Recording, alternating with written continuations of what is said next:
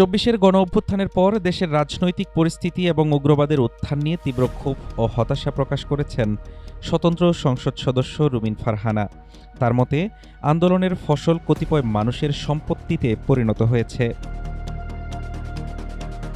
রুমিন ফারহানা বলেছেন, গণঅভ্যুত্থানে যে স্বপ্ন ছিল চব্বিশে, শেষবারের মতো মানুষ তার জীবন বাজি রেখেছিল। তারপর যখন দেখল একটা কতিপয় মানুষের নিজস্ব সম্পত্তি, এটা বাংলাদেশে উগ্রবাদের নতুন উত্থান, অদ্ভুতভাবে কিছু নেই থেকে শত কোটি টাকার মালিক হয়ে যাওয়ার একটা প্রকল্প, তখন স্বাভাবিকভাবেই গণমানুষ হাজারবার, লক্ষবার, কোটিবার চিন্তা করবে এরকম গণঅভ্যুত্থানে যাওয়ার আগে।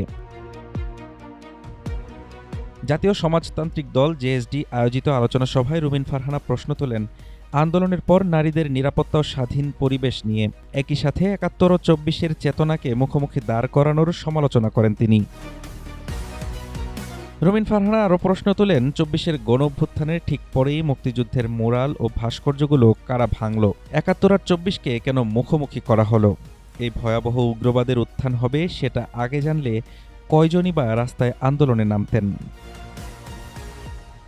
স্বতন্ত্র এই সংসদ সদস্য মনে করেন, ১৯৪৭, ৭১ কিংবা ৯০-এর আন্দোলনের মতো ২৪-এর পরও সাধারণ মানুষ চরমভাবে প্রতারিত হয়েছে।